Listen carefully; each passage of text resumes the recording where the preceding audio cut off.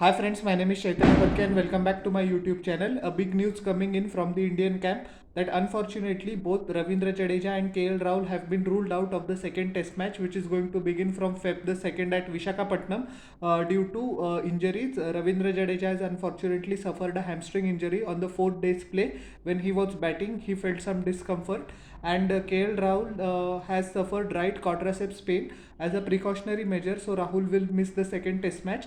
Both KL Rahul and Ravindra Jadeja are under the guidance of the BCCI team, but more important news is that finally Sarfaraz Khan has got his maiden India call up, a call up which should have happened an eternity ago, but he has got it now. And Surya Kumar Yadav, who is the captain of the Indian T20 team when Rohit Sharma is not playing, and the best T20 batsman in the world by far currently, has congratulated him on an Insta story. The same Insta story was posted by Sarfaraz Khan as a goodwill gesture because they both are friends, and they both have very good relation playing for the same state team, that is Mumbai. And yeah, well deserved call up for Sarfaraz Khan. The BCCI has also called up Washington Sundar as a replacement of Ravindra Jadeja.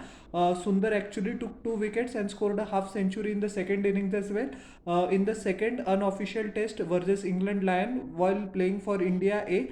India A actually beat England Lions by an innings and 16 runs in Ahmedabad's Narendra Modi Stadium, and Sarfaraz Khan actually in that game got 100 as well. So he was in the forefront of the selectors' thought once again. Why I mentioned a few seconds ago that Sarfaraz Khan needed that call up pretty early on, but due to some politics or due to the internal dynamics of the team, actually Team India is stacked with full of talented players. It is very difficult to break through, but Sarfaraz Khan actually had been knocking on the door.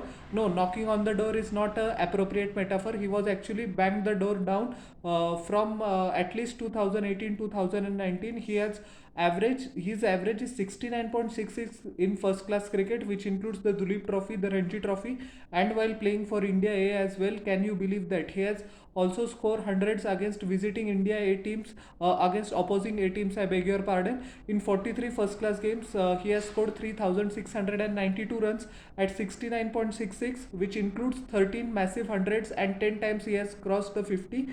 He has actually scored a double hundred against Himachal Pradesh, and just before the COVID-19 pandemic hit in January 2020, he scored a magnificent 301 not out against Uttar Pradesh, which signaled that this was the time to try Sarfaraz Khan in the Indian team. But I don't know, then chairman of selectors Chetan Sharma, previous chairman of selectors DMK Prasad as well, ignored him.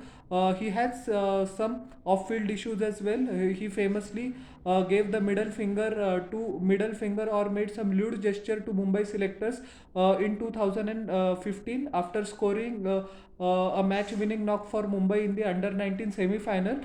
His match fees for 2 years was withheld. The Mumbai Cricket Association clearly stated in their disciplinary hearing that if his behavior is improved, then only we will allow the 2 year a fee which has been withheld, which actually did. There were some complaints about age fraud as well, but they were unfounded, but that actually mentally impacted him for 1 to 2 months. That was mentioned himself by Sarfaraz Khan in interviews. Good thing is that he is also an occasional wicket keeper.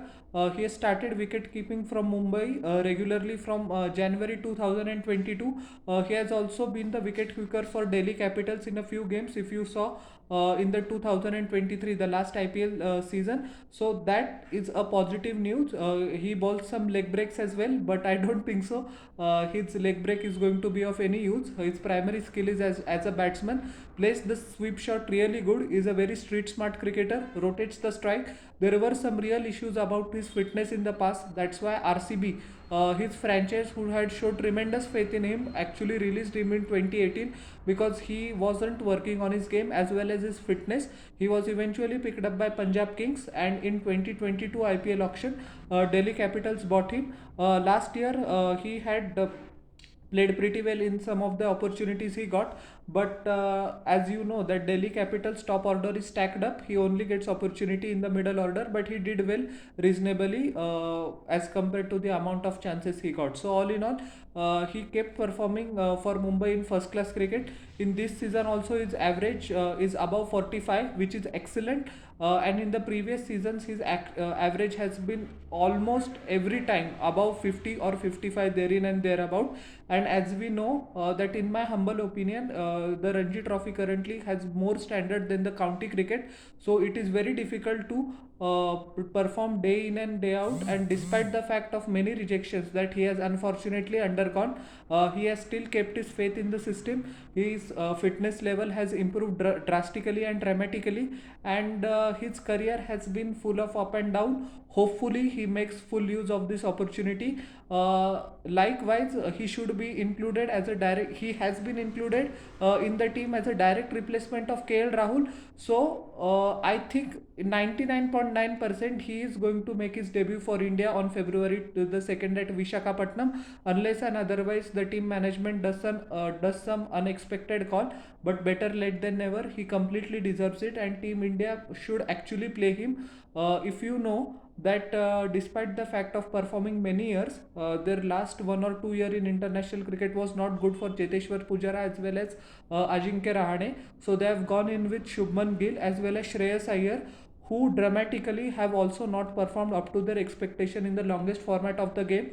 There is no harm in trying Sarfaraz Khan, I would say, in the place of Shubman Gill, even when KL Rahul returns for the third test, because he needs to be given a longer rope. Since 2000, he was born in 97, so since 2015-16 he has been consistently performing in the Ranji Trophy, and despite being only 26 years old, it feels like Sarfaraz Khan has been around for an eternity. So all in all, good luck to him, and hopefully he performs well. Other name that BCCI also added as a cover has been Saurabh Kumar. Many people actually don't know he is a left arm spinner. His height is actually not pretty tall, but he extracts tremendous turn from the surface. He's a left arm spinner. He's actually nearing 300 wickets in first class cricket. He took a 5-wicket haul against England Lions as well.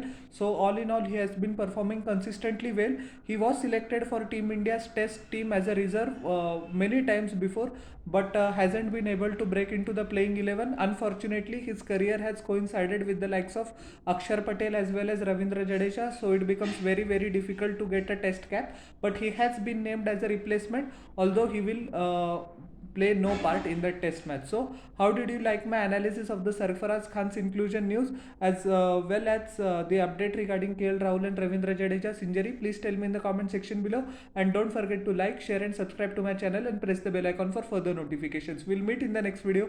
Till then everyone, bye, and I humbly request to you all once again, please subscribe. Thank you.